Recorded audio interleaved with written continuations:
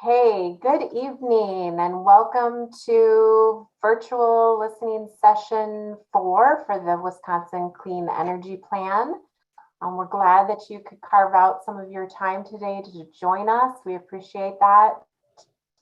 I'm going to start this conversation with I'm going to start this event with a presentation on the Clean Energy Plan and give you an idea of what it's about and why we are pursuing a clean energy plan for the state and the development of the plan and process for the plan. And then we're going to open it up for public input on the plan. And what we'd like to do is get your ideas and how the clean energy transition is how it's affecting your community, how it's affecting you, how energy is affecting you, and just kind of get some input from you on where the state should prioritize the clean energy transition.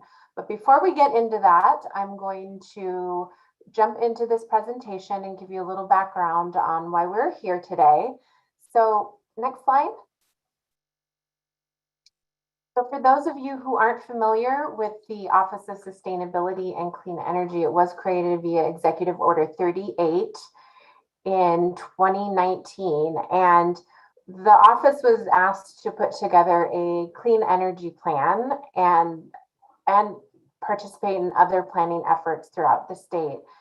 So one thing that we want to do is, as an office, is create programs and policies that address climate change and will transition the state to a clean energy economy. We also work very closely with all the agencies in the state and serve as a central point for energy related issues and projects. And we also work very closely with communities and stakeholders throughout the state to make sure that we're identifying common interests and aligning our goals. Next slide. It's important to talk about why the clean energy economy is important. And we categorize the importance in 3 different ways: people, planet, and prosperity. And people, we want to be thinking about those who live in Wisconsin and making sure that there's equitable access to clean energy, that everybody has the opportunity to take advantage of clean energy and the benefits of clean energy. We also want to reduce the energy burden and make sure that energy is really more affordable for all. We want to grow our energy workforce and improve the health of the people in Wisconsin. And we know that by being more efficient with our energy, deploying clean energy, that we have an opportunity to greatly reduce emissions that coincides with people's health and better health. It's also the health of our planet, making sure that we preserve our natural resources, our water, our air, our land, and making sure that we look to nature-driven solutions and the opportunities to mitigate and adapt to climate change.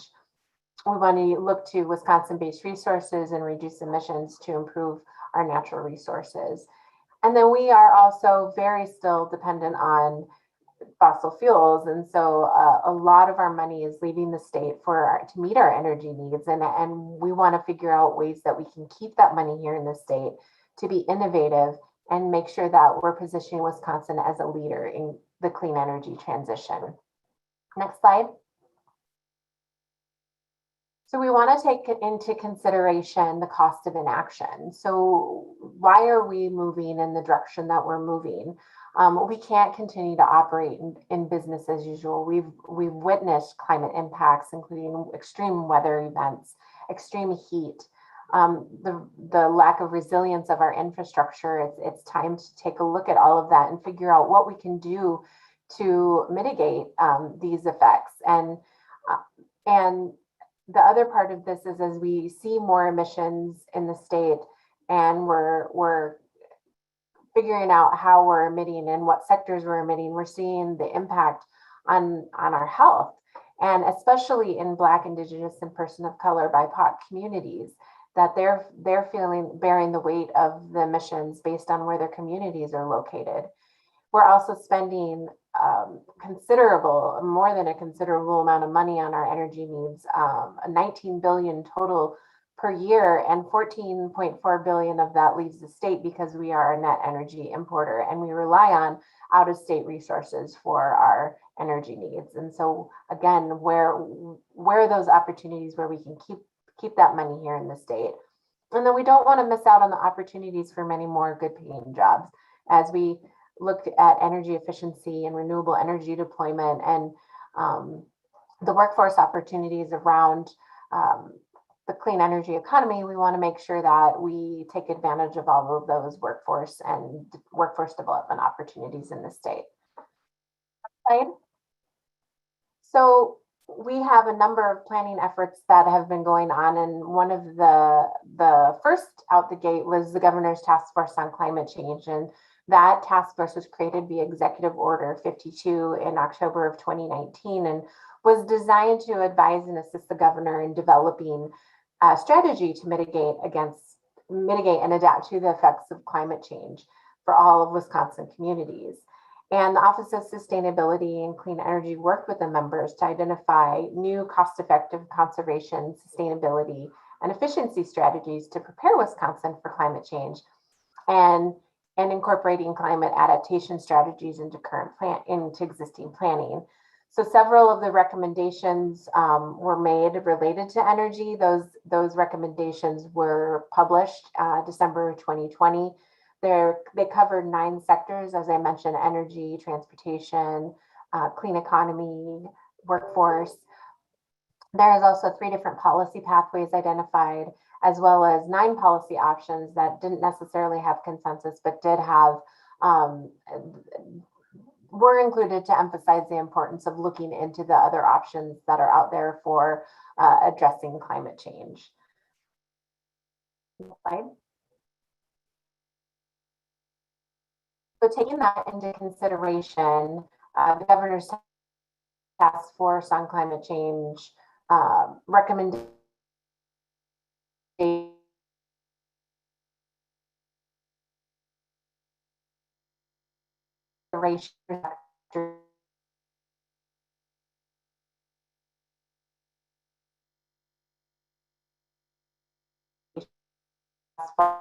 by looking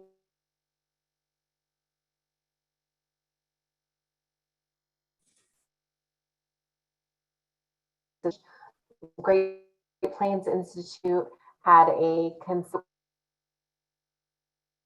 with power transportation and electric. Your audio isn't working well.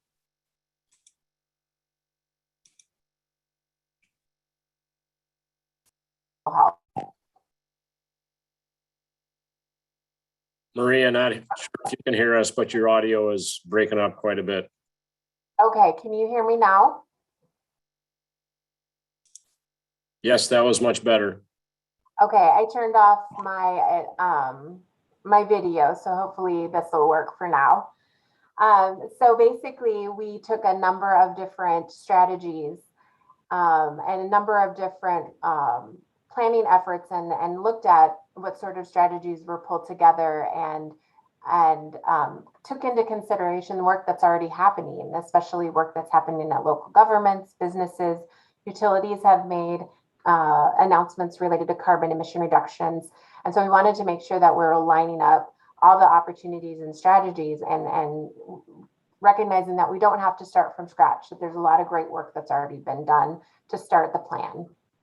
Next slide. So the intention here is to develop key pathways and strategies, making sure that they're actionable and they have high impact. And so these listening sessions that we're hosting are really to help get input on what should the state prioritize and what is actionable and what would be a high impact from your perspective. And what we want to think about are our goals. We want 100% carbon-free electricity consumed by 2050. We also want to think about our contribution to the Paris Climate Accord and the national determined contribution for the US of 50 to 52% emission levels below 2005 by 2030.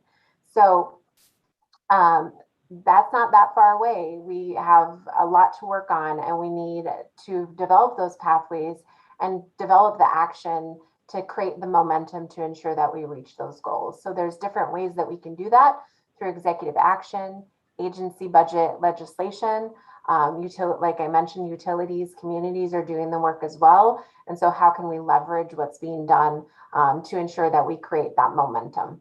Next slide. So we also have overarching priorities related to environmental justice and equitable economic development, ensuring that there's meaningful involvement from communities that have traditionally not been involved in the discussion and creation of policies and programs, and also ensuring that all Wisconsinites can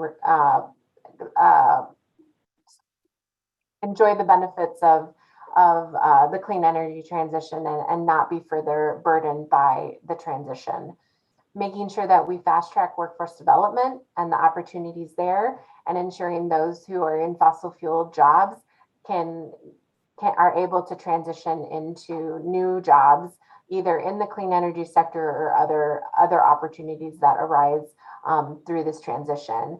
And then accelerating and lead by example, making sure that the state is pursuing clean energy and sustainability and energy efficiency, and that we're not just telling everyone else to do it, that we're looking internally within our own infrastructure and our own business and buildings to ensure that we're also practicing what we preach.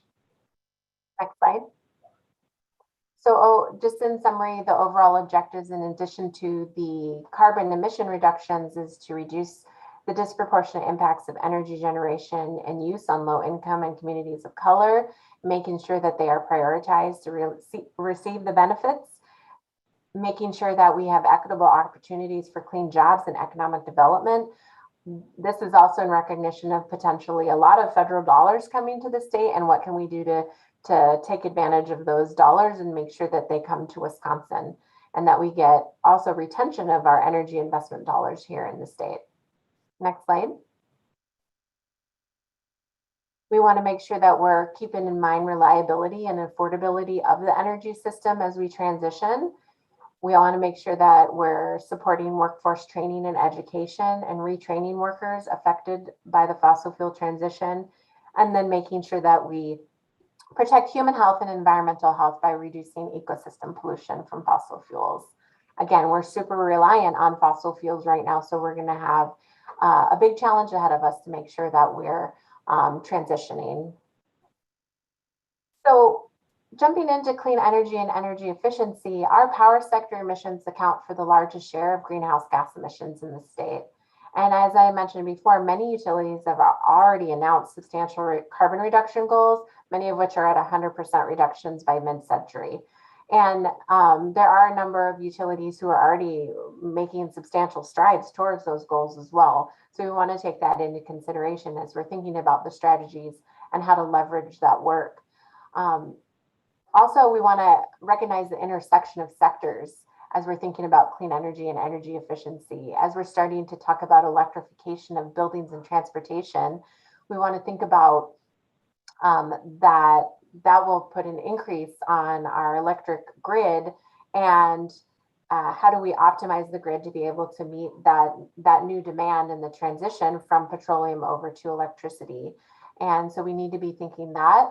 And then also industry is still heavily reliant on natural gas, and what kind of solutions can we come up with to help our industrial entities that are still reliant on fossil fuels. Energy efficiency is a big deal. It's going to help reduce demand, so we want to keep that as a key role in helping to reduce carbon. And we have the nation's #1 program in focus on energy, and what can we do to leverage that great program and what that program has to offer to help us with energy efficiency and renewables. Also, thinking about our connection to the region and the regional power market. And the regional power market has an effect on our generation mix, transmission, and other clean energy issues as well. So we want to make sure we're taking that into consideration as we're thinking through the solutions and strategies to get to where we want to go. Next slide. So some examples of strategies to reduce emissions. And again, we're thinking about actionable high impact strategies. So one, improving financing options for both commercial, residential, and industry to deploy clean energy and energy efficiency. Tapping into our resources for energy generation. You know, what do we have to offer when it comes to things like biodigestion, solar, wind, creating that energy here, and how do we do it in a way that is attainable for all, that all communities can take advantage of it, but also thinking about what are the trade-offs of moving forward with the different scales, utility and smaller scale or community scale. Supporting energy storage. A lot of times when we talk about renewables, you know, you'll often hear the sun doesn't shine all the time and the wind doesn't blow all the time. So what are the opportunities for energy storage to help mitigate that concern? Supporting innovation, research, and business development. We've already got some comments related to, you know, green hydrogen and some other, you know, forward-thinking technologies, and how can we support that so that we can be thinking about the future and supporting that now, and then we can have an easier transition as we get closer to 2030, 2040, 2050. How do we optimize energy efficiency programs and opportunities like Focus on Energy and the other utility type programs, and that have the opportunity to directly reduce energy bills and energy burden? And then how do we leverage federal funding that may be coming and take advantage of those opportunities as well? Next slide. So this is the point where I'm going to turn it over to you and to have you provide me with some thoughts on public policies, programs, success stories at a local level, success stories that you're hearing in other states related to clean energy and energy efficiency. Just for logistics, we're all going to stay in the same room, and we are recording this. This is live on our YouTube channel. And really, we're here to listen. And I wanted to point out that we have the comments that you make tonight are going to be shared with the administration, the governor's office, lieutenant governor's office, and cabinet secretaries, as well as agency staff that are in attendance tonight. We're here to listen, and we may ask some clarifying questions as well. So just wanted you to be aware of that. And I would love for you to all to raise your hands. I do want to just point out that there could potentially be a lot of comments. And so just be mindful of the time that you're spending on your comment, and that we make sure that we make time for everybody to have a comment. So, you know, I would just be mindful of that. And then if you aren't able to cover everything, or you have an idea later and there's time at the end, we certainly will make sure to let you have another chance at a comment once we get through everyone's comments. I think that's it. So next slide. For those of you who aren't familiar with Zoom, I just want to make sure you know how to raise your hand, and we will call you on in order. So there's a little smiley face at the bottom. It's reactions. You can raise your hand there. I'll help lower hands. And those of you who are on the phone, if you'd like to raise your hand, you can press *9, and that should raise your hand. If for some reason you're not able to do that, I usually just call on you throughout the event. I don't see that many. I see a couple of phone numbers. So *9 if you'd like to make a comment. All right, so we'll turn off the presentation now, and I will go ahead and start calling on names. And thank you again for all the hands, and we will start with Ed Cohen.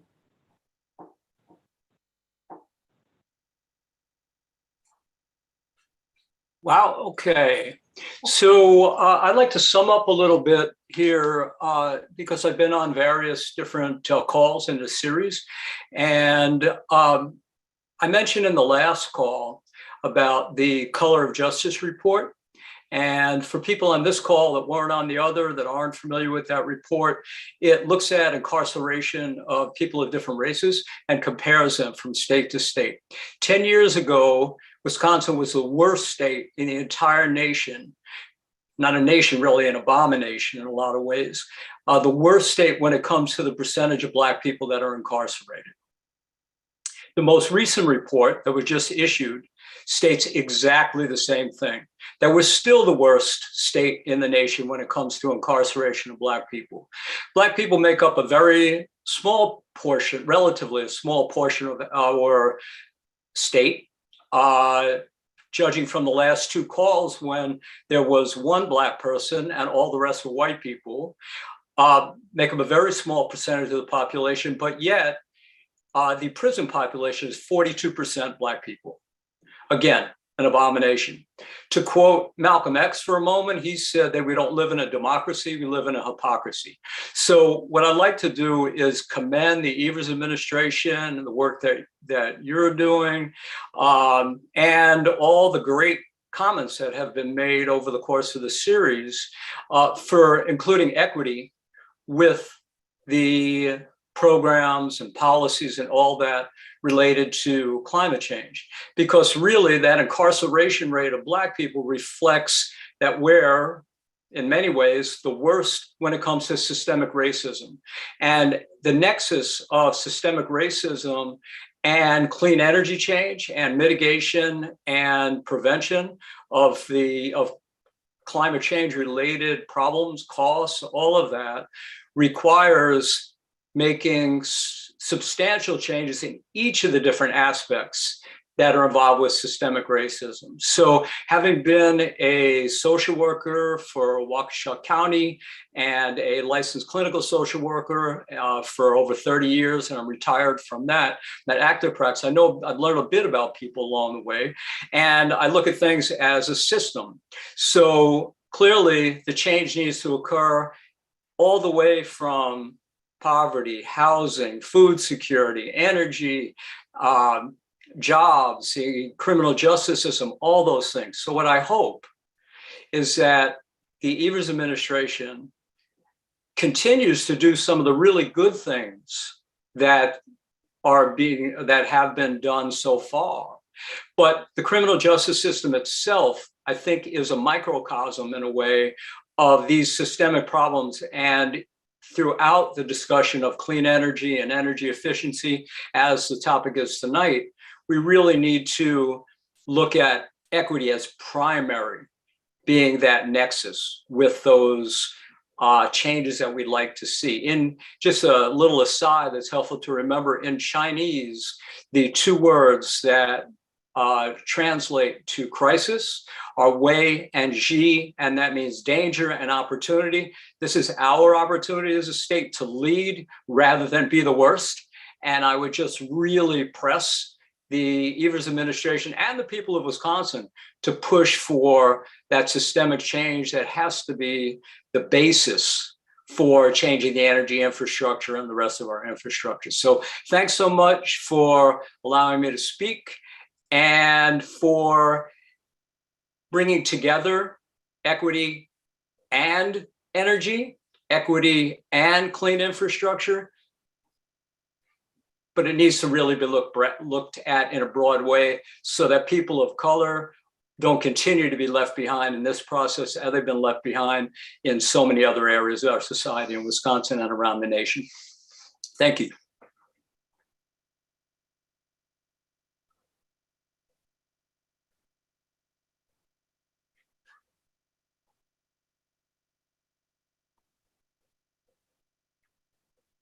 Can't unmute myself. Can you hear me?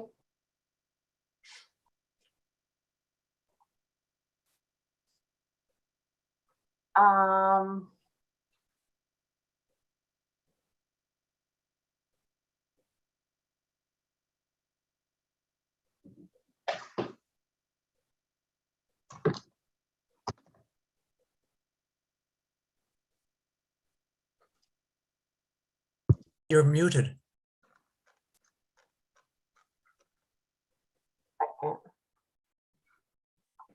Second. I think we can hear you now, Maria, if you unmute. otherwise, I think while she figures out the technical difficulties, I can call on the next person, Tom Bueller. Hi, thank you. Zooming in from Racine, and all of the policies that you presented sound great to me. I think the focus is terrific. I think something that maybe is being overlooked is call it the PR aspect of, I think if the people of Wisconsin really understood how dire and urgent this matter is, I think it would happen. And so the question is, how do we get there?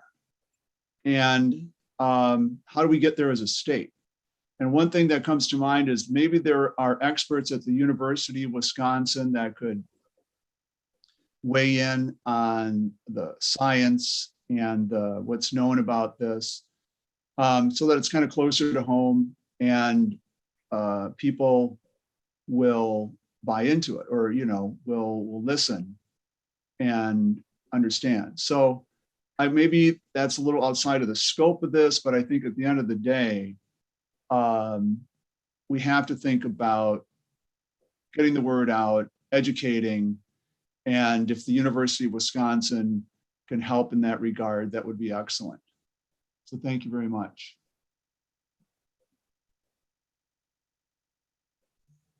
Thank you, Tom. Okay, next we have John B. Hello, John Becker from Madison. I chaired the first countywide climate action plan work group in the state and the second in the entire country, and also the air emissions inventory, first countywide effort on that sort in the entire country in 2010 through 12. So almost a decade ago, we put out a framework for climate action at the county level. And because of the way our state government is divided currently, we suggested a municipality-based approach. And I went around the state kind of talking with climate leaders from Eau Claire to Milwaukee and from Wausau down to Kenosha about how we could use this framework. And it's really disappointing. What I've seen so far is some leadership from, say, Dane County as a government, but steps backward by the county and the city as far as the goals that they formally endorsed back in 2012. And so we have a carbon neutral goal for a lot of our electric generation utility sector, whereas we recommended a carbon negative goal, which is entirely doable. It's becoming a big thing with corporations like IBM, where they look at the emissions they emitted since the beginning of their company, and they're going to not just zero out their carbon, but they're going to offset the historical emissions. Now, in 2012, when we suggested that as a goal, it was extremely cutting edge. I actually had to call ICLEI, the National Certification for Energy Conservation, and ask them to add a fourth scope, historical emissions. That was the first time that ever happened in the entire world. And yet it's now becoming sort of clear that that's what we have to do. So I urge the state not to go to, especially don't let the utilities screw us basically by saying they're going to go carbon neutral, net neutral by 2050.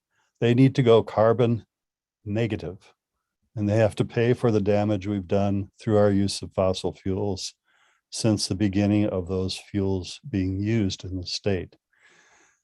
So I urge you that we also do backcasting. All these processes in 2010 through 12 were paid with federal money. We spent millions of dollars here on the largest and most involved public planning effort in the entire state's history. And we came up with really great consensus goals. If you go to cranesinc.org and look for the framework, climate action framework, you see those. They were endorsed by 11 municipalities with 70% of the population of Dane County. So it was 40 groups, diverse. The government was pushing equity, so we worked across our silos. Environmentalists like me went to all the meetings for the people who were hoping for equity. to come out of this program. And it was a goal, a really explicit goal, the approach. So that you'll see groups like Urban League of Greater Madison, the YWCA, endorse those goals as well. And so it's astonishing to me that after this statewide climate action effort, we actually have no goals. I mean, you see these sort of vague, non-numeric goals, but what we need the state to do is set numeric goals, and each sector has to be carbon negative, if at all possible. And that's certainly true for utilities and for transportation. Those are sectors that can go carbon negative.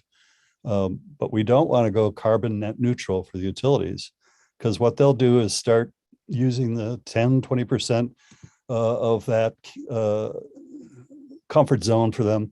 They'll use it to keep using fossil fuels instead of paying to put away the historical emissions and offsetting those through things like planting forests and so forth. The other thing is we need a dashboard. We need to have something like we've seen for the pandemic, only better. Okay, I don't know why we have 9 sectors now instead of 8, which was the original climate plan for Wisconsin. But whatever number of sectors, we need a dashboard setting that shows when are we getting to zero. And then I believe your caller from Racine made the same point. The state of Wisconsin citizens will get behind this if they can see that we're making progress. It's clear in Dane County that even though some groups and governments have made progress, we are actually emitting more carbon than we did 10 years ago. So we're growing and we have a harder problem to solve here. And we can't escape it. We can grow, but we have to go less with carbon. I think the other thing we need is to use the money we've invested. Every employee in the county government and the city government here and almost all the municipalities around Madison spend a lot of money training their employees how to do backcasting. And here's an area where we should be doing backcasting. So if you want to succeed, you set the goal at 0 for utilities, and then you show how you're going to get there. It may be 3% less energy is used each year at the beginning and 2% after that. And by 2050, you're actually there. But if you don't have numeric goals, as the current state climate action plan is lacking, you never know when you got into the place where you're supposed to be going. So I urge you to use backcasting. The last thing I'll say is we need siting protocols. We have plenty of energy in the state from wind and solar. And that's been proven now by 3 studies. When we made our claim for authentic renewables as the only source for energy in the state back in 2012, people kind of laughed. But we now have several studies that show this is entirely possible. So we have to figure out where we're going to put those so that we're using the least amount of new rural space. We have a lot of urban space already developed that could be sited for solar, for instance, and some even for wind. The remainder, of course, will have to go elsewhere, but that has to be done by a group process, and the state needs to lead. It's been done in other states. They get together all the stakeholders and they figure out where is the best place to put these authentic renewable energy facilities. They don't let Illinois groups come out and tell us where they're going to put them, which is on prime farmland in many cases, or in really scenic view sheds. We don't want big wind turbines towering over places that are really crucial for us that we've invested public money in as public open spaces. And we can site away from those. That's what happens when you do this consensus stakeholder project. The League of Conservation Voters has helped in other states with that. And then we should really be looking at underground transmission. If we need more transmission capacity, which may be true, that's currently quite evident we don't. And if we conserve energy well enough, even as we transition over to more electric generation and more electric transportation, it's possible that we don't need any more transmission. But if we do need it, let's go with the new German technology. Siemens has invented an underground cabling system. It's being deployed from Iowa all the way to Chicago by a private group. That means they think they can make money on it. It takes 2 openings the size of a wine bottle to put this facility underground, not the great big utility towers that are being planned for the Cardinal Hickory area, the Cardinal Hickory transmission route. And we have, by the way, an entire right-of-way across the state, owned by the state, from La Crosse to Milwaukee. It's the railroad right-of-way. So we could do undergrounding on that and make it a spine for transmission. So those are the thoughts I'd like to share tonight. And I thank you for your time and interest. Thank you, John. Right, next we have Kermit Hovie. Hello. Let me turn on my camera. Well, there we go. Thanks. Thanks, Maria. Thanks, everybody. My name is Kermit Hovie. I'm an active climate advocate involved with 350 Madison, Citizens Climate Lobby, and other groups. And with a vast problem like climate change and with a vast need like decarbonizing and cleaning up our global, national, and local energy system, we can't settle for half-vast solutions. Hear that how you will. I mean, we can't settle for solutions that don't fully bridge the chasm from where we are to where we need to be. For example, natural, or more accurately, fossil gas is definitely a half-vast solution. Its combustion still releases greenhouse gases. Fossil gas is itself an extra dangerous greenhouse gas hazard due to seepage and leakage throughout the production and distribution system. Additionally, tying up huge amounts of capital on gas-fired generating stations commits to decades more pollution that we cannot afford and risks stranded assets, which we, the consumers, will have to pay for. Ethanol is also regrettably suspect because it commits to continued fossil gasoline use in the various blends that are produced and manufactured and distributed throughout the state. Some studies have even suggested the energy cost of production exceeds the value of the energy produced. It also may make sense to require industry and utilities to incorporate a social cost of carbon in evaluating alternative energy production and distribution options to help make sure we select the least climate harmful one and the least polluting alternative. Also, we need to avoid NIMBY, barriers and obstacles that prevent needed clean energy infrastructure, whether it's production, distribution, or storage. Not in my backyard may have understandable drivers and concerns, and these concerns may require dialogue, may require meetings, may require negotiation, may require even changing perceptions and awareness regarding what is beautiful, what solar arrays and wind turbines mean to the mind and the heart and the spirit is influenced by the meaning that we can attribute to them. Further, farmers that are able to participate in leasing land to farm wind and solar energy report that this new green crop provides the stable revenue they need to survive and persist in agriculture. With that insight and that awareness, wind turbines and solar arrays are beautiful adjuncts to farmland and farming in this state. We also need to find ways to level the playing field with support for innovation and transition for new tech adoption. We need to be open to a variety of alternatives that are just coming down the pipeline. I mean, iron-based batteries, which eliminate the need for rare earth elements, could be a game changer. We need to pay attention to these options so that we can adopt them where they make sense. We need to factor in all current costs, including the externalities fossil fuel has long avoided.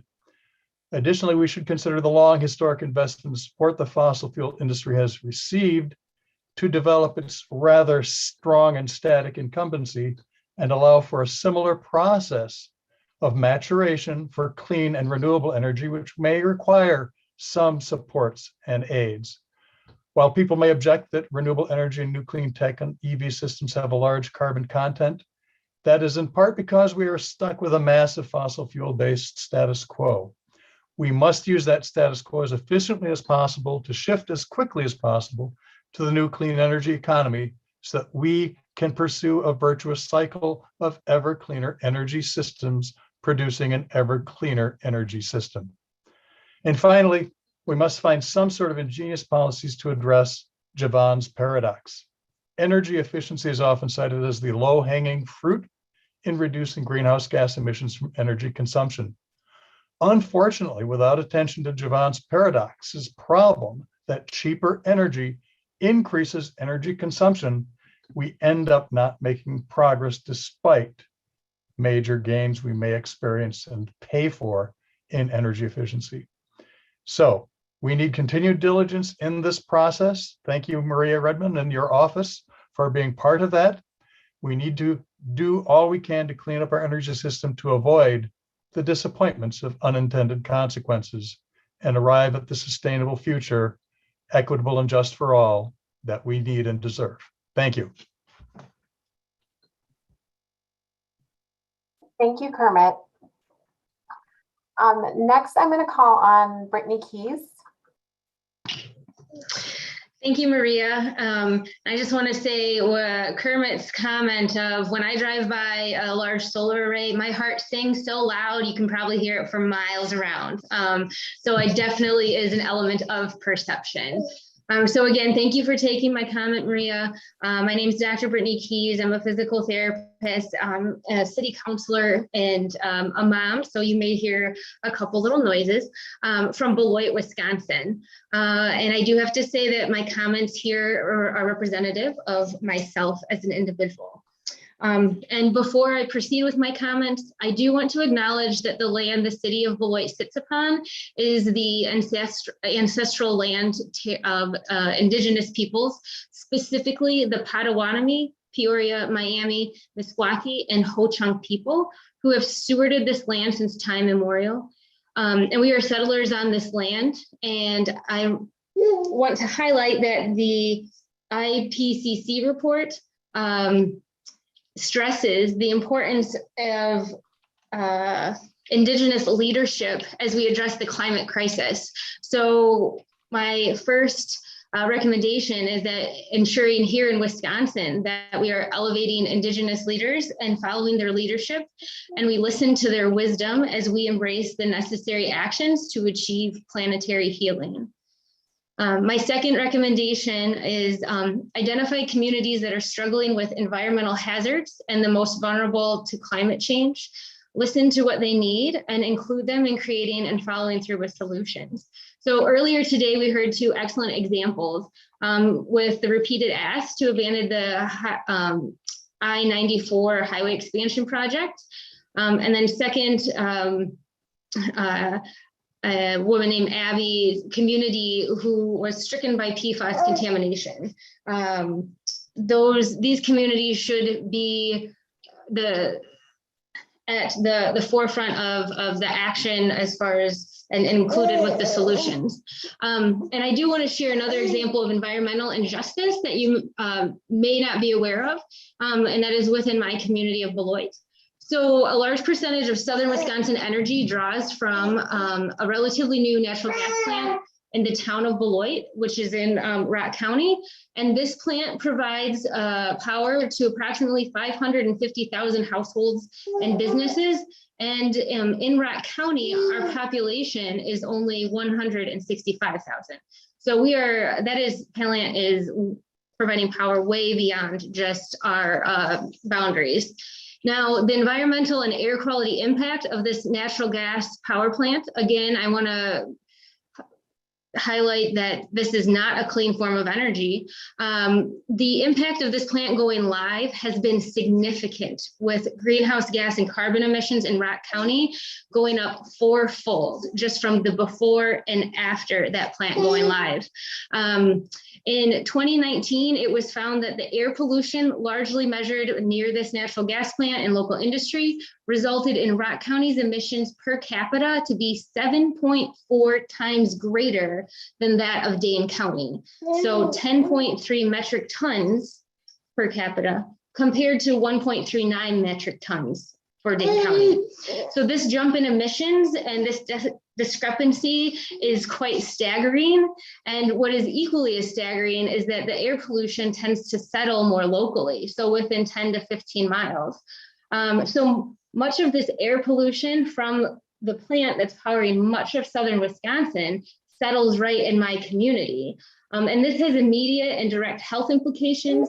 Exposure to this air pollution is associated with poor health outcomes, especially with respiratory and health and cardiac conditions. So I appreciate that some may be vocal against wind and solar project aesthetics, but I do want to reiterate that the consequences of delaying the transition towards clean energy in our state is making people in my community sick, and that there are faces and people behind the increased asthma attacks and worsening respiratory conditions. So I might cut my comments a little bit short, but I will submit the rest of them to the written. But I want to thank you again for taking the comments. Really hope that the communities that are already compromised are lifted up and supported, and know that there is a large opportunity for many success stories with broad action and transition to clean energy. So thank you. Thank you, Brittany. Next, we have Asa Remsburg.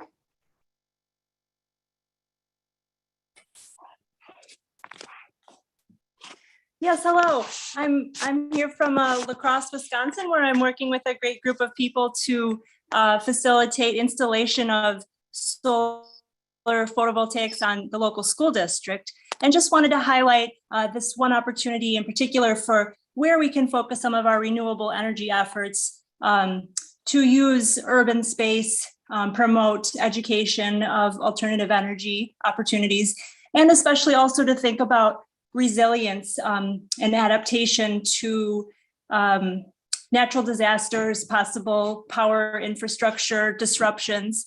And so if we can facilitate some battery options at key community spaces like schools or community buildings, this can help us support people in times of need in terms of disasters or when we need to have shelter sources. Just want to be thinking about adaptation as we're developing renewable energy sources. Thank you.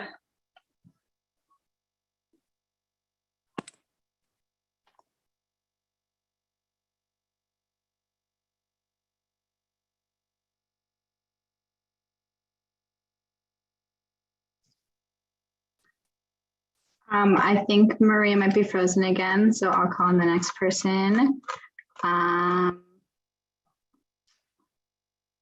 Robert from Middleton.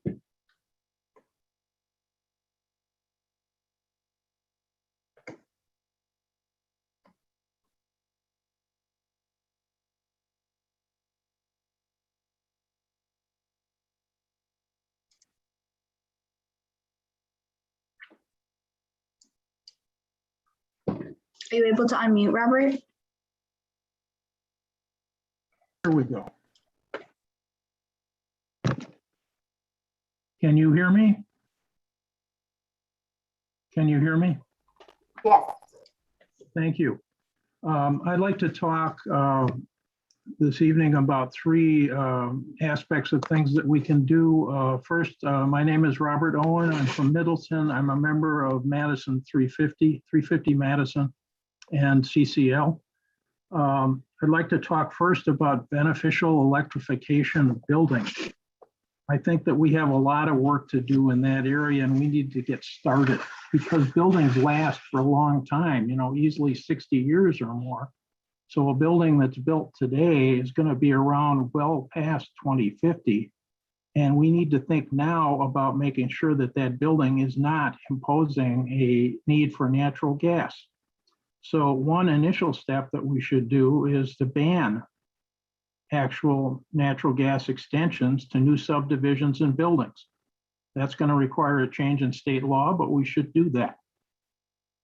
We should also ban new or replacement natural gas water heaters. In almost every case, a natural gas water heater today is more expensive than a heat pump water heater. We shouldn't let people devote natural gas to that purpose anymore. Further, we should require failing water heaters to be replaced by heat pump water heaters. We should ban new air conditioners. An air conditioner installed today could easily be around for 20 years or more. The better alternative is to require that a failing air conditioner be replaced by a heat pump, either an air source heat pump in most cases, or in some cases, a ground source heat pump. We should also ban new gas furnaces for space heating. We should require that failing furnaces be replaced by heat pumps. All of these things are necessary to be considered today in order to be at net zero in 2050. I'd like to talk about another subject, and that is decarbonizing agriculture. There's an important development in agriculture. Electric tractors are being developed. We should, as a state, encourage and perhaps develop incentives to help farmers buy these expensive electric tractors. Farms use a lot of energy, typically diesel oil. We should help them use less or none. In addition, we should help farms, help the farm economy stop relying on natural gas produced nitrogen fertilizer. We don't need to use natural gas to make nitrogen fertilizer. We can make it from renewable energy. It's being done in Minnesota, has been for over 10 years. Third, and perhaps more important, we should encourage all of our farms to minimize tillage. Farms that don't expose the soil to the air don't emit as much carbon. And we need to give farmers incentives to make sure they don't emit that carbon.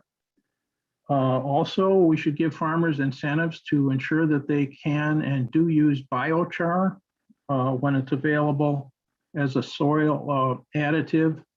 Biochar is a way of storing carbon in the soil and taking it out of the atmosphere or keeping it from going into the atmosphere.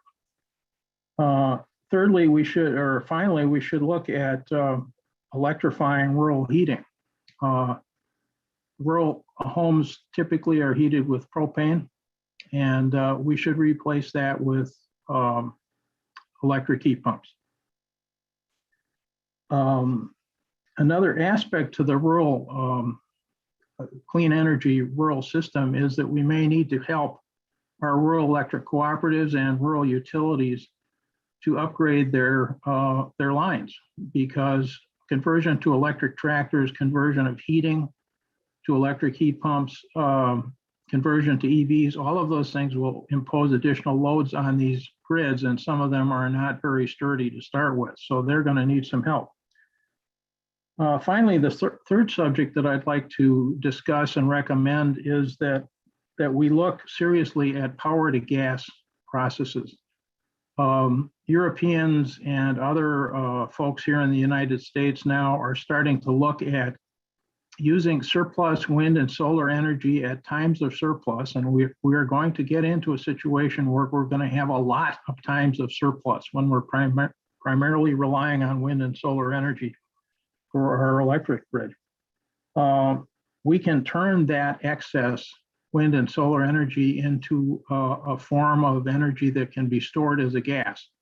There are two particularly noteworthy ways to do that. One is to make hydrogen from water, from electrolysis of water, and store the hydrogen for use as a fuel. A second way is to make methane, CH4, from that surplus energy if we have a source of carbon dioxide and water. Both of those forms of energy, green hydrogen and green methane, can be stored for months.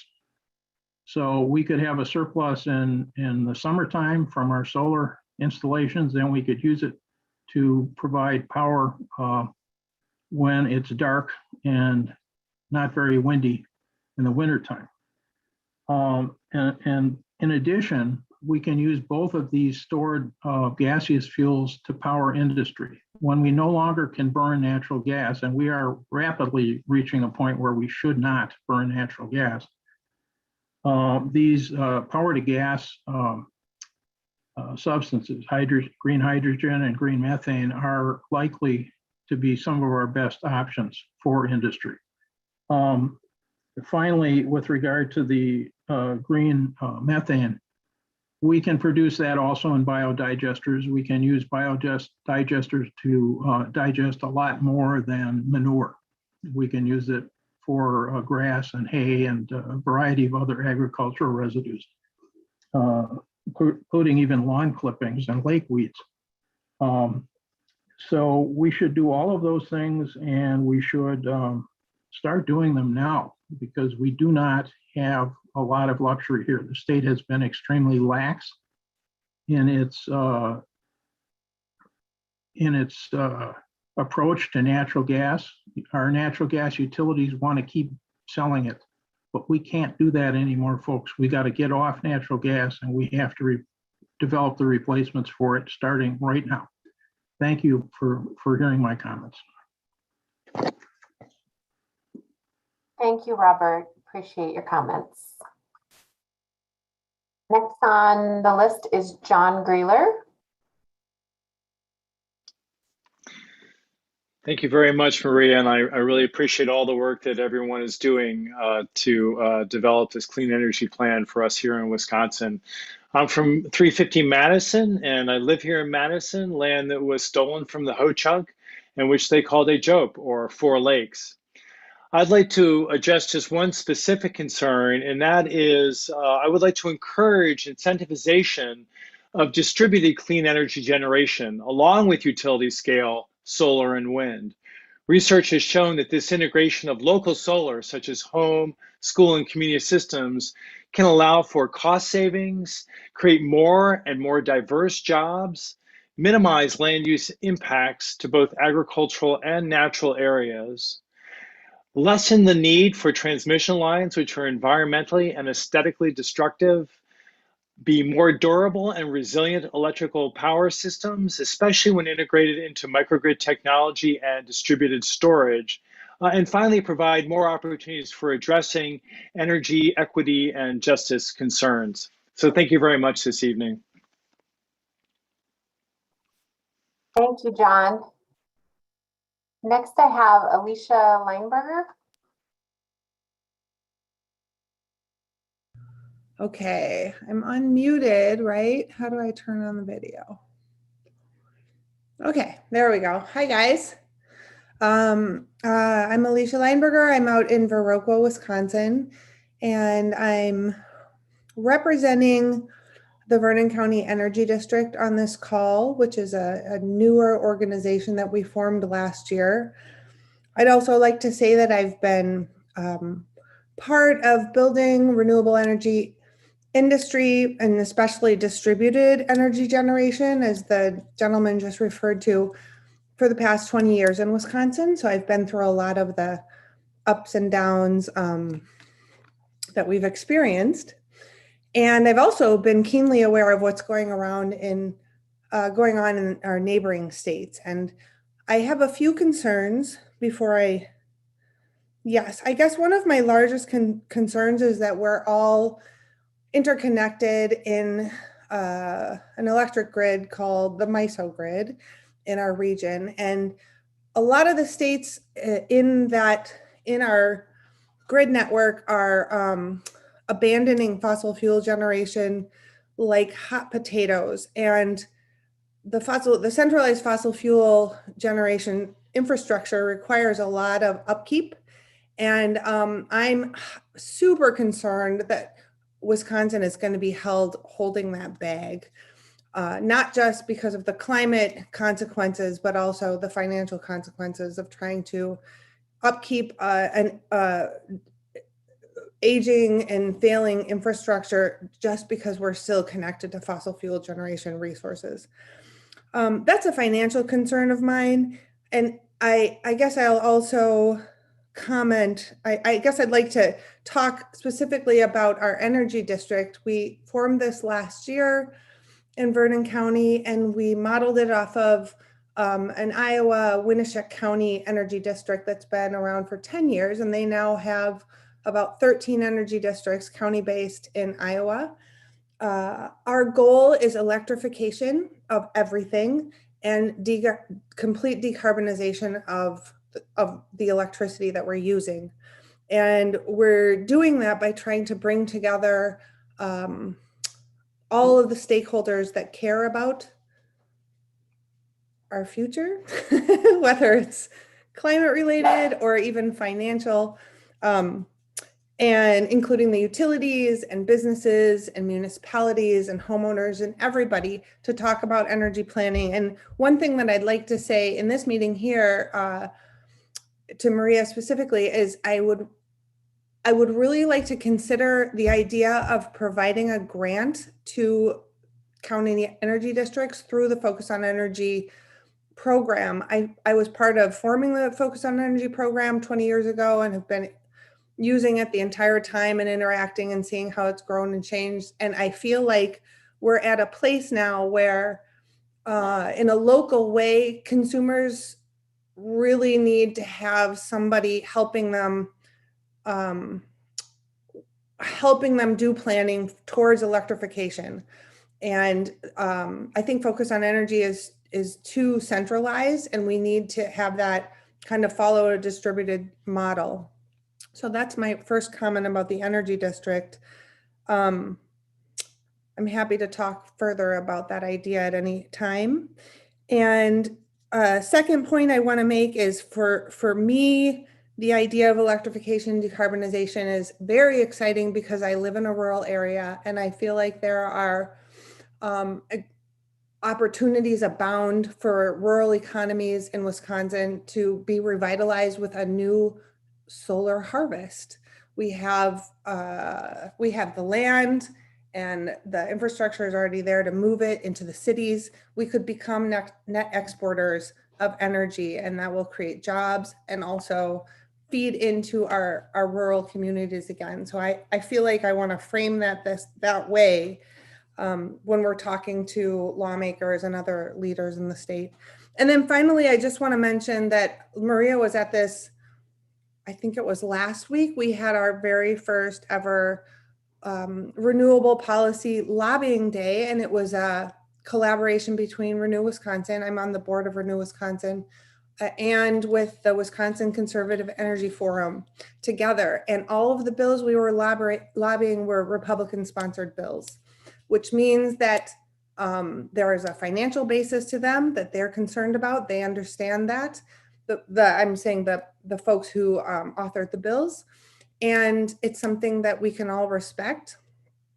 And I guess even the most importantly is we can actually, if we pull together, we can actually move towards, I feel like it's something that we can come together politically and get something done on. So I'd just like to thank everyone for taking the time today, and especially the governor's office for listening to us. Thank you, Alicia. Okay, next I have James Bolter. Hello, and thank you for offering me and all of us the opportunity to speak and to be heard by our state government and your office. I want to compliment the folks that I've listened to so far. Their knowledge and their understanding of climate and policy and renewable energy and commitment to those are really impressive. My name is James Bolter. I'm a professor of chemistry, public health and environmental studies at the University of Wisconsin, Eau Claire. And following the excellent example of some speakers before me, I will acknowledge that University of Wisconsin, Eau Claire rests on the sacred and ancestral lands of the Dakota and Ojibwa nations. As a climate scientist who's been teaching, performing research, and speaking publicly on this issue for over 2 decades now, many times I think my voice is tired. I think many of us have been screaming at the top of our voice for a long time. So I really compliment the governor and Lieutenant Governor Barnes for taking the lead on this issue finally in the state. We are behind. We are behind as a planet. We are behind as a state, and we have a long ways to catch up. There's a lot of good things in this plan. One thing that I would like to comment on, though, that I think would be really useful is the state is being led, and a lot of times by the communities and sometimes by the businesses.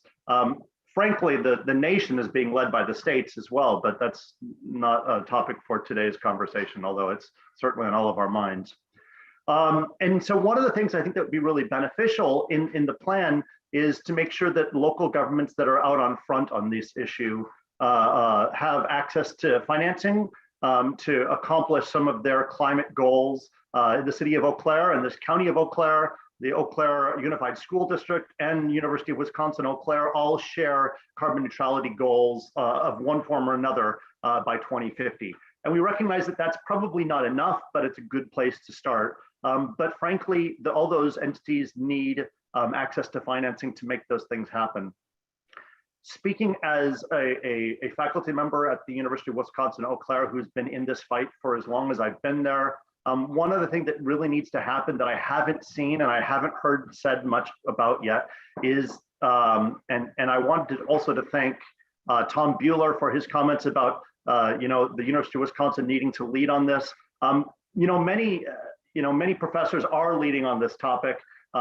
If you look at the great wiki, WICCI, Wisconsin Impacts of Climate Change, there's great resources there, and there's many of us who can be speakers in local communities to explain those.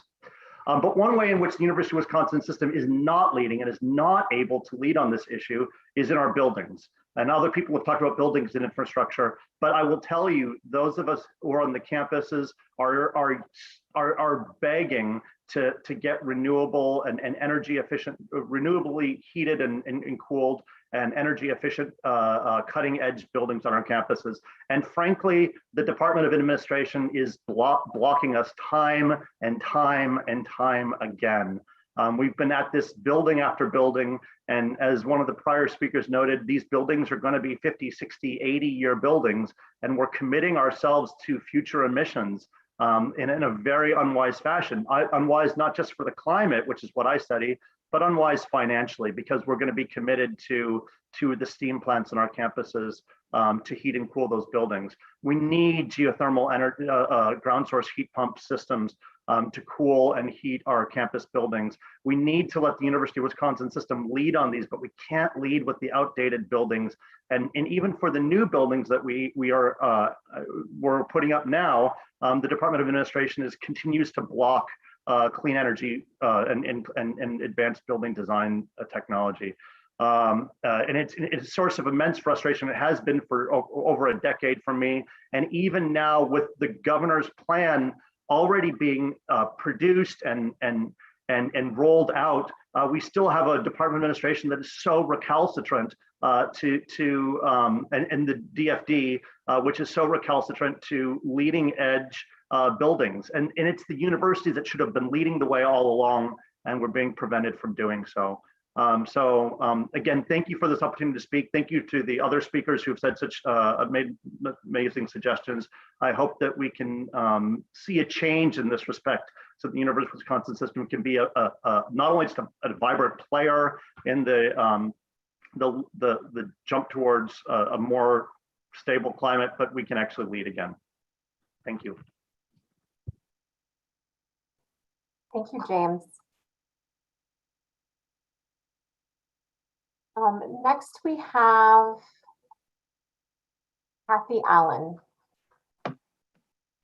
Hi, I'm joining tonight from La Crosse. I was very happy to hear mention of the Governor's Climate Change Task Force in your presentation. I thought the energy-related proposals in their report were excellent, and it was exciting to see the governor include so many of them in his proposed budget. And I hope that the Clean Energy Plan will continue to push for those proposals. I was also happy to hear the emphasis on efficiency in your presentation. It will be much easier for us to get to 100% clean energy if we are using less energy. And so anything the state can do to promote and raise awareness of weatherization programs, heating and cooling upgrades, any other kind of upgrades, I think they're maybe could be some simplification of the incentives for weatherization. I know we've done some weatherization in our home, and the focus on energy incentives were a bit confusing.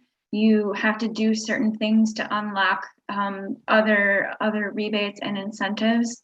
So if there was any way to simplify that, I think it might seem more accessible to people. I also wanted to mention on-bill financing through utilities as a possible way to help people afford the upfront costs of energy efficiency upgrades or even renewable energy installations. If the utility pays upfront and then the customers pay back on their bill over time, I think that would make it much more accessible for people to make those improvements. And finally, I agree with what some of the other speakers have said about no new fossil fuel infrastructure. Fossil fuels are the past, and the Wisconsin motto is forward. So we need to be looking forward and not backwards, and not allow any more fossil fuel infrastructure. Thank you. Thank you, Kathy. Next, I have Krishna Elwell. Thank you very much. Can you hear me all right? Can hear you fine. Glad to hear that. Good evening. My name is Krishna Elwell, and I'm a 15-year-old sophomore from Nona Grove High School. Before I begin, I would like to commend the wondrous efforts of the Evers administration to address climate action and, of course, the efforts made to hold this seminar. To get straight to the point, my interest in climate activism is rooted both in cruel arithmetic as well as indomitable and emotional will. The world's on fire. Back last year, I watched Powerless, as on the TV screen, the world I knew began to collapse. As it relates to climate, I do not believe I need to emphasize the incredible challenge we all face to avoid an apocalyptic tomorrow. For me, however, I sought to change my community, to commit myself to the fight which will determine the future I will grow up in. Indeed, as a young man, I can see within my generation the unstoppable will for change. Many of us are disillusioned and disbelieving in our society's ability to prioritize climate action. Around the world, likewise, billions of eyes will turn to Glasgow as world leaders meet to decide how to tap dance around climate versus domestic interests. Across the globe, as in our communities, recently have we begun to reckon with how we wish to take action. For me, my journey within the past year has been one which I regard with great pride. Furious and emboldened, I joined an environmental organization in Dane County Youth Environmental Committee, which today I am the vice president of. I joined my school board to assist as we implement solar panels upon our roofs, expect to be realized next spring. Copying off the Glasgow Summit, I will be moderating a youth climate conference set for November 6th, which intends to rally youth activists across Dane County to find ways we can all work towards progress in our communities. I granted myself deliverance, but of course, what is my progress worth? Can we manifest the dreams we so desire of simply a clean tomorrow? As a younger representative here tonight, I want to advocate for the immense will for change instilled in us all. There are so many people, akin to myself, who wish to create change. This is our future we hear is being ruined, and many of us cannot stand it. Many of us want to fight. We want a world that is not on fire. In my opinion, as the government under the Evers administration sets to commit itself to the duel against climate change, I wish to emphasize the potential the emboldened youth have to create the change which we must. Thus, I lead myself into the questions and points I wish to offer tonight.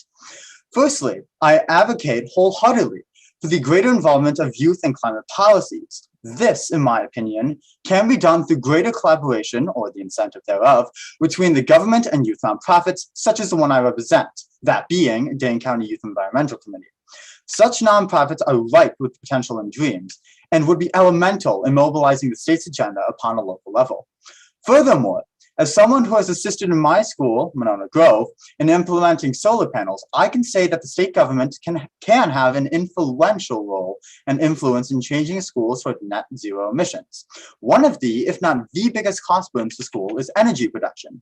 However, a solution to that is indeed clean energy. My school is expected to save a net $1.5 million within the next 30 years due to the use of solar panels. It will reduce our carbon emissions by half, and we plan to use our implementation process as a model that all schools can follow across the state to invest in clean energy. It is without a doubt the better option across the board to invest in clean energy for schools. Our funding actually came from borrowing money and a portion of a grant made from a bill from the ancient Obama administration, which does demonstrate the role government can have in boosting clean energy initiatives.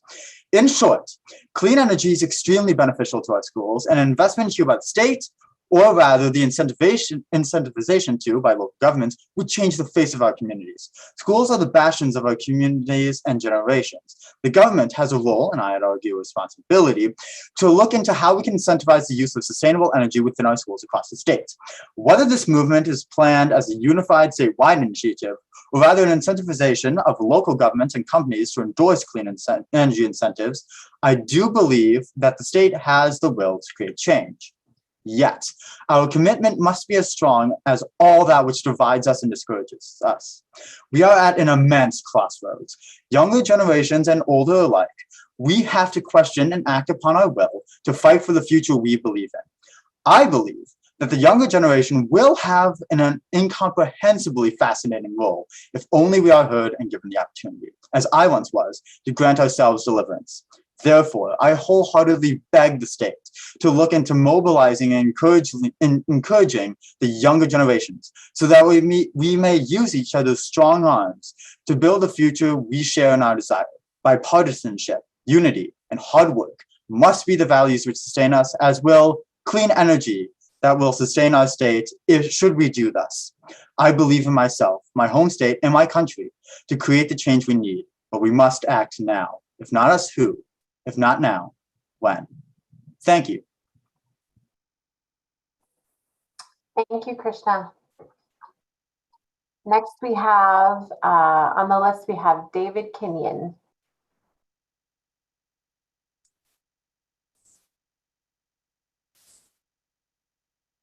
Thank you very much for this opportunity. Krishna, you speak much better than I, and thank you for your input here. My history is in residential construction and energy efficiency. I worked with focus on energy and particularly with nonprofits. And I guess out of all the good ideas that I've heard this evening, the one thing I have not heard, and that I think focus on energy and state government has to this day refused to participate in, and that is monetizing climate change. That's the only way that I think that builders and people and individuals and homeowners are going to see it in their interest to make these changes. That's really all I have to say in terms of reducing emissions. I think education and monetizing climate change. Thank you very much. Thank you, David. All right, next we have Mike Putnam.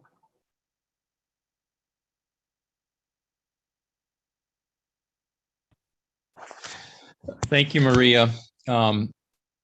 I was glad to hear in your opening presentation that the business as usual can't continue, and I would agree with that. Since this session is about clean energy, I'd like to, what I want to do is make some observations and then pose some questions to you. And I guess my first observation is that the only genuine clean energy is that from photosynthetic organisms grown without fossil fuel inputs. And the thing that I think comes closest to being green are grazing systems in agriculture.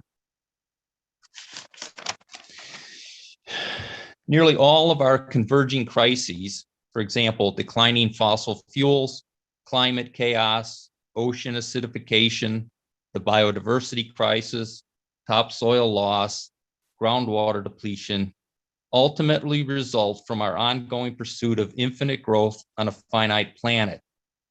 Unless we and this plan recognize and acknowledge this reality, then the plan is a non-starter.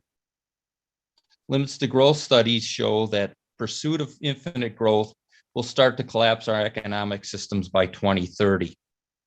Which do we embrace? A deliberate, caring energy descent or uncontrolled collapse.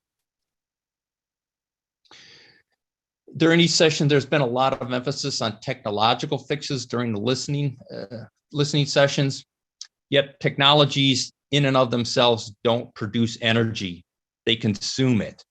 The ultimate source of energy comes from either sunlight or radioactive chemicals.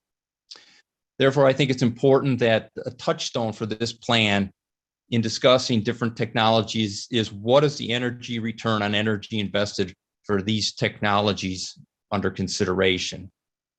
For example, this morning, a lobbyist for the ethanol industry and corn growers promoted these fossil fuel dependent technologies. Yet studies quibble whether ethanol's energy return on energy invested is less than 1 or a little bit above 1. Any wonder why the lobbyists didn't report the energy return on energy invested for ethanol? Is ethanol in our gas tanks because of politics or sound analysis? I've heard Nate Hagens, a leading thinker on energy, climate, and our future, say that he has spoken to politicians who get what we are up against, but they won't say anything if it might cost them re-election. I worked with Nate on preparing an abstract about energy dissent and its consequences when I was at the Department of Natural Resources. My supervisor said, yes, I could work with Nate, but my name could not be listed as an author. So I ask you, Maria, how much liberty do the authors and advisors on the Clean Energy Plan have to speak truth to power and be honest about our predicament?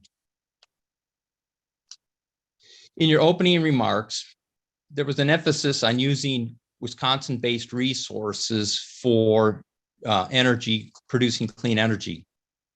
And I've heard a lot of talk about photovoltaics, windmills, electric vehicles, and increased electrification. I ask, which Wisconsin resources will be used to generate clean electrical energy? Since Wisconsin has no fossil fuels, which are the primary energy for producing renewable technologies, we have few mineral resources or rare earths. We don't have very many favorable locations for wind energy. Most of our hydroelectric sites are already in use, and we have short days in winter when space heating is most needed. What resources are left for producing these clean energies? Are we talking about firewood? And finally, you asked for success stories, and I want to give you one. There was a very influential study by a fellow named Joseph Tainter, and he studied the collapse of the world's complex societies. What he found is that all previous civilizations have collapsed. And it's usually it's always been after trying more and more complex solutions to their growing problems. But he found one exception, and that was the civilization of Byzantium, and which succeeded by giving up trying more and more complex solutions to its problems. Instead, it simplified and reduced its complexity. For example, it transitioned many of its soldiers to farmers. Yet I'm seeing more complex attempts to prop up an unsustainable system. Will this plan consider simplification as an alternative? Thank you. Thank you, Mike. Next, we have Tony Ronstadt. Thanks, Maria. I'll make it quick. You know me, I probably won't make it that quick, but I would like to just focus. A lot of people have talked about a lot of great ideas. I do actually like the idea of simplification. One of the reasons I live up in the North Woods of Wisconsin now instead of in the city, but I think it's still important to talk about the concept of lead by example that we have talked about, the Clean Energy Plan talks about. And back to Jim Bolter's comments about how difficult it is in a legacy institution like one of the University of Wisconsin campuses or all of them collectively to make changes to particularly fossil fuel-based heating systems that have a huge amount of past investment, are clearly not the future, but our bureaucracy is reluctant or unable or unwilling to commit to eliminating those fossil fuel-based heating plants and converting to either single central energy systems that are powered by geothermal heat pump systems, which has been done effectively. I'm an engineer by trade. I work for the University of Wisconsin-Eau Claire now.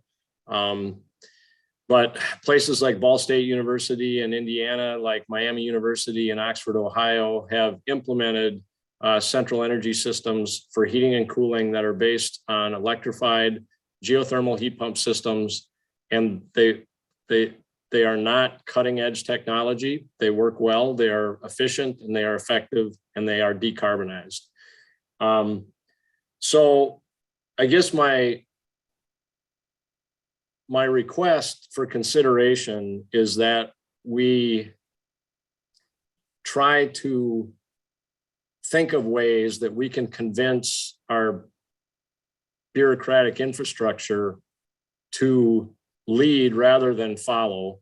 At this point, we've been told that that the leadership on decisions like decarbonizing campuses has to come from the campus themselves, as opposed to from either UW Systems Administration or the Department of Administration through the Division of Facilities Development. And I'm getting into state politics a little bit too much here, but the bottom line is, if we are serious about leading by example as a state government has to help and support our institutions like the University of Wisconsin system, like the Department of Transportation, like the Department of Corrections, in directing and leading toward to the commitments that have been made on carbon neutrality, and to one of the earlier speakers' comments to being negative carbon as opposed to even just carbon neutral, because it is technically possible. It's not rocket science. We act sometimes like these technologies are unproven, but they are not. So I will leave it at that. I would also suggest one more thing. The idea of monetizing climate change through a carbon tax, while I'm sure is not politically attractive to very many people, including people that still put gasoline in their gas tanks.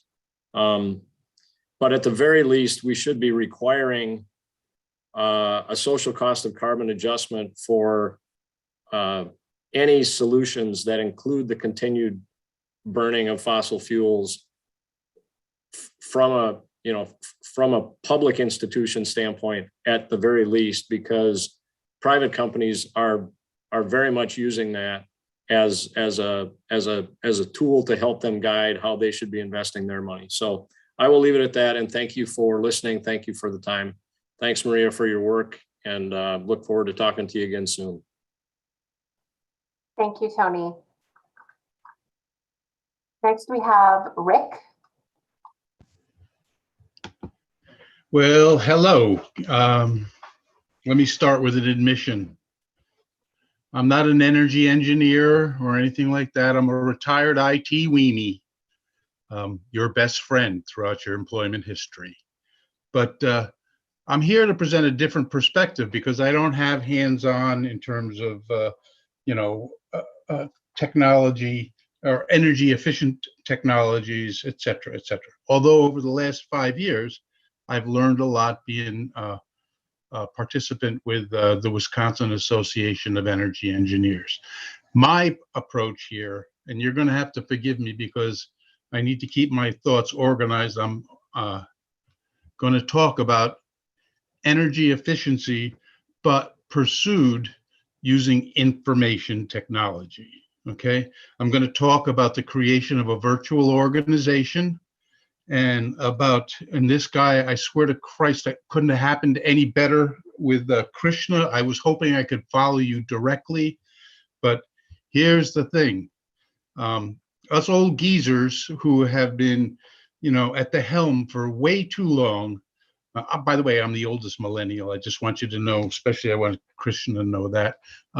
We've been at the top way too long, and we may not have a vested interest in the way things are going, but certainly the folks at the top don't want to change. They like things the way they are, and it's a difficult battle. And I can tell you, because I'm an IT professional for 25 years, I've been dealing with fighting for change all that time. So it's not an easy task, but it's one that can be done, especially when you have guys like Krishna coming up and David Kenyon, who had a focus on not-for-profits. We're going to touch on that. I think you're going to be happy to hear some of this. And then that rebel, Mike Putnam, who talks about economies based on consumption. Sounds like a communist. I'm right with you. Okay. So without further ado, if this works, I'm going to try sharing a screen. Oh, the host has disabled attendee screen sharing. This is going to make it very difficult for me, but I'm going to try and talk around it.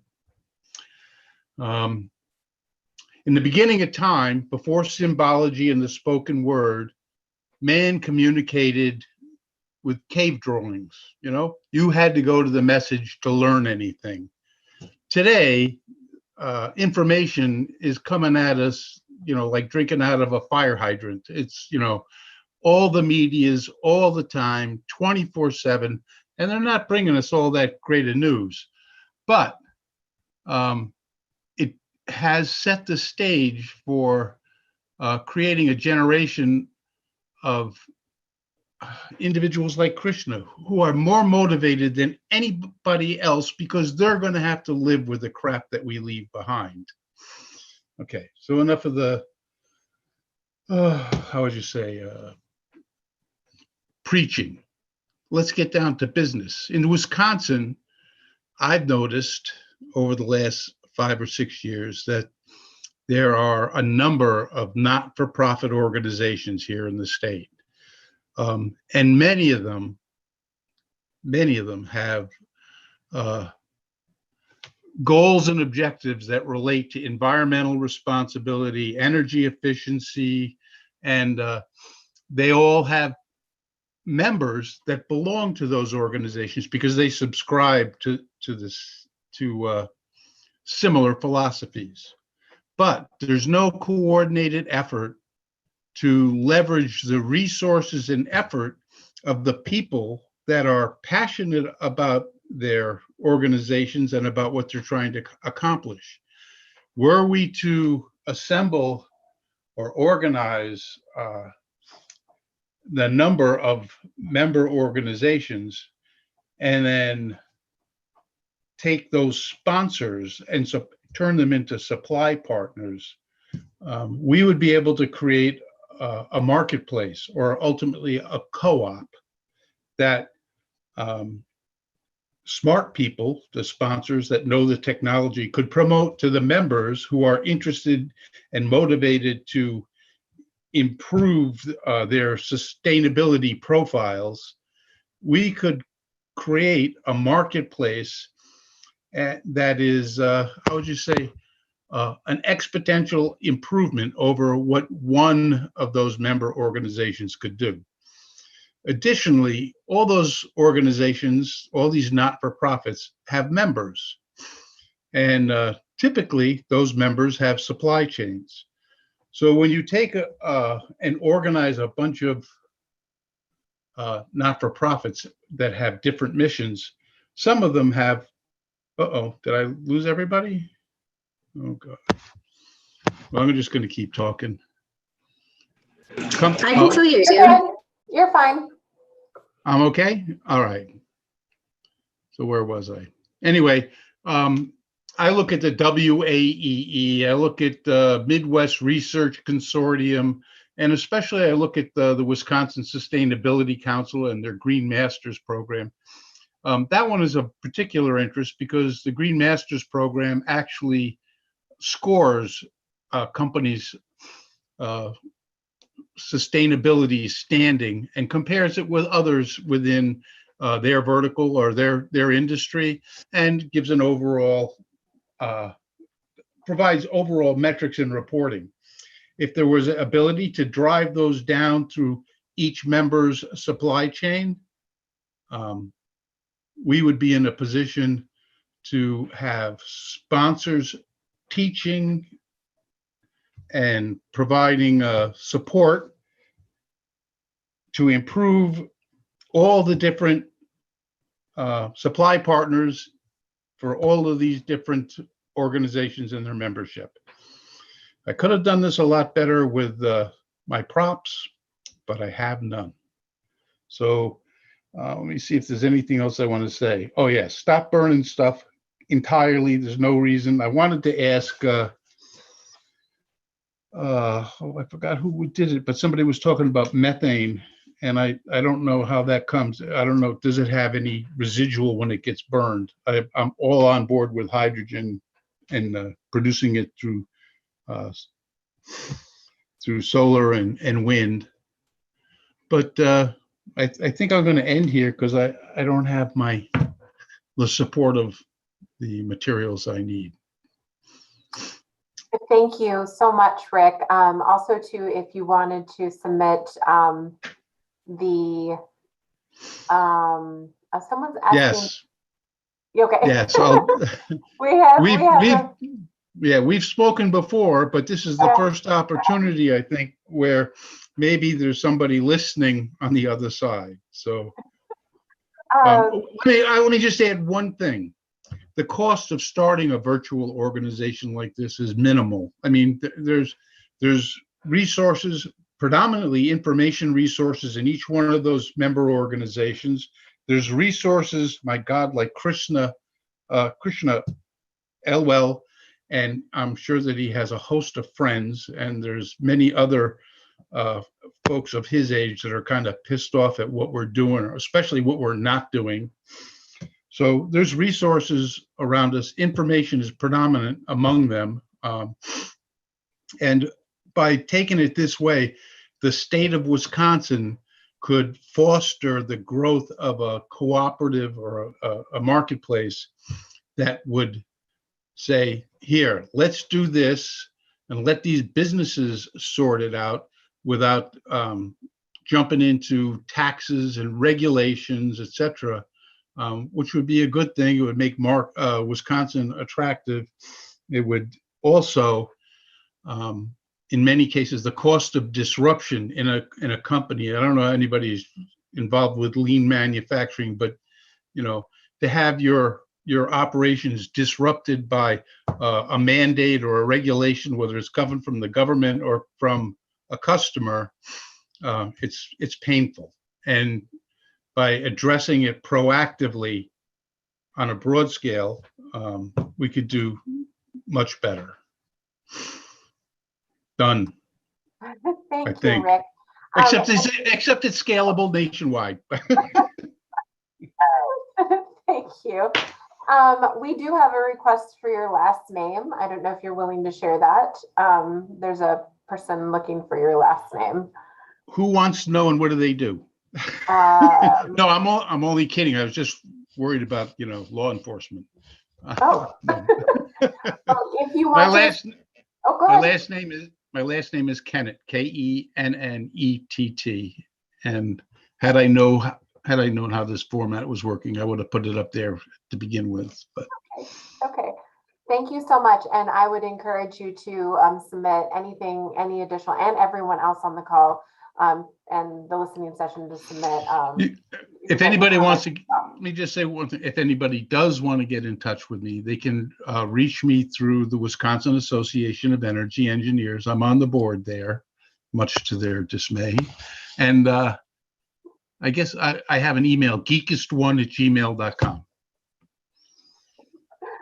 Thank you so much, Rick. Next, we have Amanda Scheinabeck. I'm sure I messed that up. Sorry. Hello. No, you're fine. It's Spinabeck. Can you hear me okay? Yes. Okay, sorry, I had to leave. I'm driving, but I wanted to get my 2 cents in here. Hello, I am Amanda. I work for the Midwest Renewable Energy Association. I have since mid-2019. Specifically want to talk about the benefits of reaching schools with solar. I manage our Solar on Schools program there. In the last 2.5 years, I've helped 23 schools go solar among all the other great people that are pushing this project forward. These projects have added over 3.7 megawatts of solar to the Wisconsin's renewable energy capacity. And we're already in talks with another 10 plus for 2022 projects that are already 1 to 1.5 megawatts. The state of Wisconsin as a whole has about 240 solar schools with about 13 megawatts. So a lot of this has happened in the last couple of years. And I think a lot of that has to do with the dedicated contractors, community members, schools, nonprofits, and then the Hilliard Solar Foundation, which funds the grant that I manage here as part of the program. There's so many benefits of reaching schools with the students. They're getting hands-on education, career exposure to solar and clean energy. And these students are spearheading a lot of these projects, right? They're forming green teams, they're fundraising tens of thousands of dollars, they're pushing for renewable energy or 100% renewable energy agreements with the school districts. They're getting involved at the community level, at sustainability committees. I've seen so much passion in this generation for moving solar and renewable energy forward at their schools. So in addition to all the financial savings that schools can see from this, and reaching that next generation, they're also community centerpieces, right? So when a school goes solar, everybody kind of pays attention. And my comparison would be when I was in elementary school, I remember learning about recycling and going home and yelling at my parents for not doing recycling the proper way. So I think it's very similar, and they're very visible projects. When the Eau Claire School District announced their 2 solar projects that happened last year, I got emails from several different surrounding districts. And they're all starting to talk to each other. It's really starting to change the landscape in the state. But we are also very limited by our lack of financing options for schools. 79% of schools nationally go solar with some type of third-party financing arrangement. And these type of projects with third-party financing, they can happen so much more quickly than projects do in this state through other direct ownership options. I've talked to installers that have worked with schools saying that they have spent more time trying to help schools pursue a project than with any other of their clients or projects that they've worked on. We're really dedicated in the state, and that is the reason that we do have as much solar schools as we do. But we're going to be quickly surpassed by our surrounding states. Minnesota recently passed legislation for $16 million, I believe, to help K-12 schools in the state go solar. They haven't developed exactly how they'll do that yet, but there is going to be a focus on disadvantaged schools with, I think it's based on students that qualify for free or reduced cost ledges. The state of Illinois just recently passed their massive legislation, and one tiny piece of that giant piece of legislation was that 15% of the adjustable plot program will be going to fund K-12 schools as well. So there's a lot of attention that schools are getting. There's a lot that communities and individuals can learn from going solar through the school districts. And I'm very much in favor of pursuing some type of program or assistance. And if we don't have third-party financing, if we don't have something taking into account equity and financing of these districts, we're just going to have the districts with the financial capacity to do these projects going forward with them, much like we have that problem with solar in general. So I am putting it out there that, again, I know that other folks have said it, third-party financing, other type of financing options, and focusing on an equity component to really make sure that we're reaching that next generation and all these schools that are going to be around for so much longer. Thank you. That's all I have.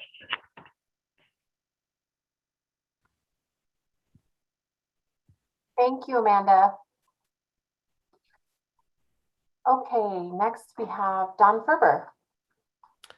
Thank you, Maria, for continuing with this long day and being willing to listen to me jabber on once again with my thoughts. Some of them are going to be reinforcements of things that have been said already, and there have been a lot of great comments I want to recognize. And perhaps I can add a few other ideas that haven't been mentioned in particular. So for a start, I just want to reinforce that we can't add new fossil fuel infrastructure. We just can't go down that road of worsening the problem we're trying to solve. The next thing is with energy efficiency to increase the focus on energy funding, as has been mentioned, or if we can provide incentives for utilities to invest in efficiency. We really need to direct this funding, especially at low-income residents with high energy burdens, such as been identified in Milwaukee, and develop programs and perhaps zero interest loans that will assist low-income customers with understanding and implementation, such as was done by Community Power Minnesota, where they help lead people through the process and got a really high adoption, a much better adoption rate anyhow, by helping people in need who are not familiar with some of these options, but very much in need. Along those lines too, I think if we could provide added support for job training programs for energy efficiency, especially in frontline communities. We have the tech schools and Midwest Renewable Energy Association, who was just on the call here, and industry that have the capability to train people. And I think we need to really focus on that aspect. So we have trusted people in those communities who can help each other and work in those communities and accomplish more there. As I mentioned about geothermal and ground or air source heat pumps for electrification of heating, that's a critical thing. We obviously need much stronger building codes. But in addition, for existing buildings, I think we need benchmark energy ratings or statistics on building energy use. We simply need to have the information out there that people are thinking about in terms of energy, have the data available, and then have people be able to use that in decision making. If we don't provide that information, if it's not there readily available, people aren't going to use it. They know the cost of the building. If you don't know the energy use, especially if you're going to be in a place for 10, 20 years or more, that's a significant part of what you should be looking at. So we really need to provide information on that. I would suggest progressive utility rate structures to incentivize energy savings. Right now, businesses pay a lower rate than residents. Maybe there's some sense to that, but in general, we want to disincentivize people to use more energy. We need to reduce what we're using. So methodologies that would do that through the utilities would be all to the good. In terms of support for solar, third party and community solar, other means that will make it affordable as like on-bill financing are all good. But also when people do adopt solar, there should be universal net metering, because in some cases, the utilities only pay them back market rate. Whereas the value of solar suggests that everybody benefits from somebody installing solar, so they ought to get the full net metering rate back when they install solar if they produce more than they use. We need to support compact communities and larger multi-unit buildings. Hopefully you saw, I passed along an email to you about the Yale School of the Environment analysis regarding New York City, where they found that they were the lowest carbon footprint per capita in the country because of the compactness of the buildings, because they don't need to own cars individually, lower energy use in the buildings, walkable communities, everything that they're built, so I'm not suggesting we're going to have New York City everywhere. On the other hand, look at how we build our communities. There's advantages too in terms of tax recovery and so on. So that ought to be looked at more seriously and promoting that. As has sort of been mentioned, we need to factor climate change into the cost for energy systems. We look at the price of things, but that's not the true cost, and we need to take that into account in all our actions.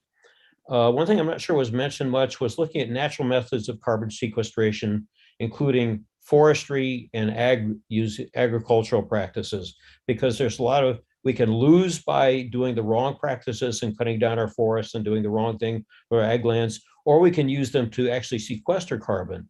And this should be integrated into the practices and what entities are doing there.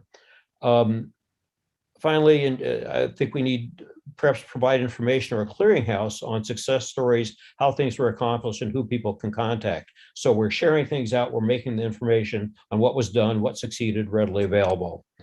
So I think we've heard a lot of good ideas, but but to reiterate one final thing, we need to act with urgency here. Now, I'm sure you can get all this synthesized within, say, a month or so, right? But I know some of it's going to take more time than that. But on the other hand, I think we need to look at what we can implement quickly and get going and move on these things and look at what's going to have the largest impact quickly, because we're behind the 8 ball right now already. And so I hope we can move with expeditious movement. So thank you. Thank you so much, Don. All right, so we have made it through all of the raised hands. I do want to open it up. There is a phone number here that ends in 4591. I just want to open it up if you wanted to make a comment.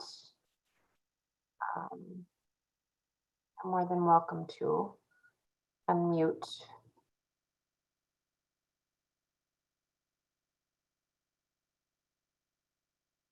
Okay.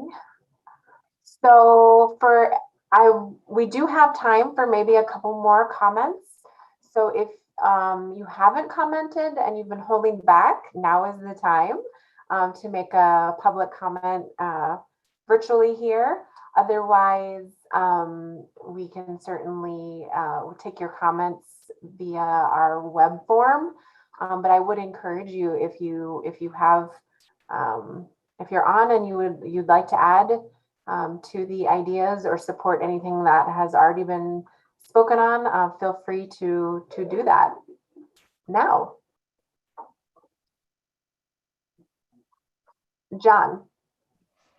I just want to thank everybody who's spoken tonight. Some really great ideas, and for the chance. And I'd like to add one thing: a lot of countries now are providing subsidies for people to change their car or vehicle to electric.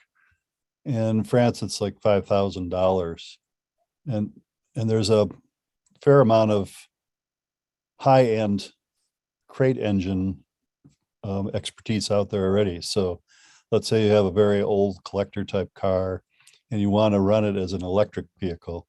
There are companies selling those drop-in motors called crate engines. And of course, the last contract for the United States Postal Service was won by a Wisconsin company in Oshkosh. Only 10% of the fleet is going to be made electric at the beginning, but all the other vehicles that they're producing are going to be ready for electrification. So I hope the task force will add that to its quiver of things that we need to do. Yeah, we have to phase out carbon or fossil powered cars and vehicles, but also there are going to be decades of that supply hanging around. And that's a good thing if we can reuse the vehicles. There's a lot of embedded carbon in them. So if the state could incentivize training programs for mechanics to learn how to do the switch to electric for these old fossil vehicles, then that keeps us from having to trash the cars and recycle them for steel or whatever. We can keep using them as vehicles, but with electric engines instead of fossil engines. Thank you. Thank you, Sean. Anyone else? Ideas on programs, policies, stories, personal stories, community stories?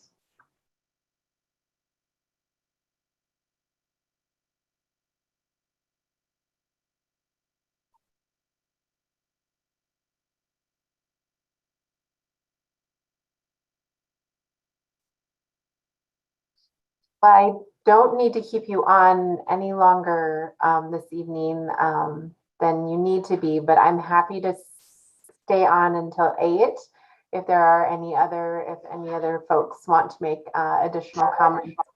But I certainly can let you go and thank you for your time and effort to be here this evening. It's been very informative across all the listening sessions. We will be posting. Actually, once I go off live, all of the sessions are available on YouTube, and you'll be able to review those sessions if you weren't able to attend a previous one. We also will be taking public comments online at osce.wi.gov. You click on Clean Energy Plan, you'll see a form that you can fill out. I also wanted to emphasize that the Clean Energy Plan, when it is published, will be a living document. So we will take comments ongoing past the publication of the document, because what we will be doing is creating an actionable plan for the state as it relates to transitioning to a clean energy economy, creating those action items and that momentum. But we also need to measure ourselves to make sure that we're getting things done. So through this clean energy planning process, what we will push out is a version 1 with the intention of getting ongoing input along the way and measuring ourselves.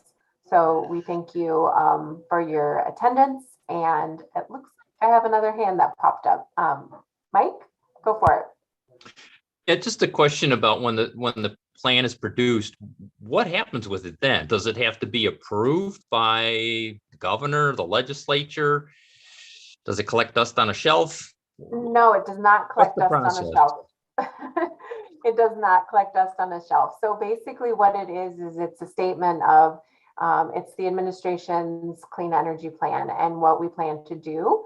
And so what we will do is it's an outline of all the different strategies that I had discussed in the different pathways that we want to pursue as a state to begin creating that momentum towards deep decarbonization across multiple sectors. And so that will be, once we release the plan, what we will have is a work plan that we will follow up with on how we're going to get it done. So essentially the clean energy plan is the statement of what we plan to do, and then we follow up with implementation of the clean energy plan right away.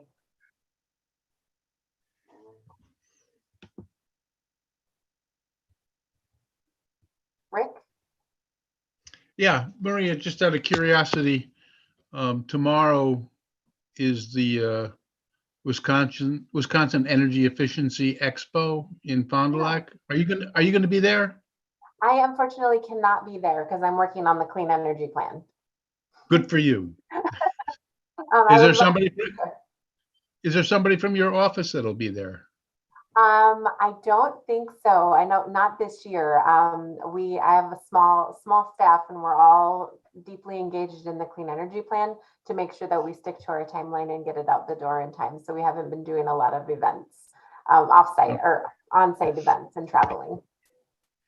All right. Well, I'll just have to tag you later. You can call anytime.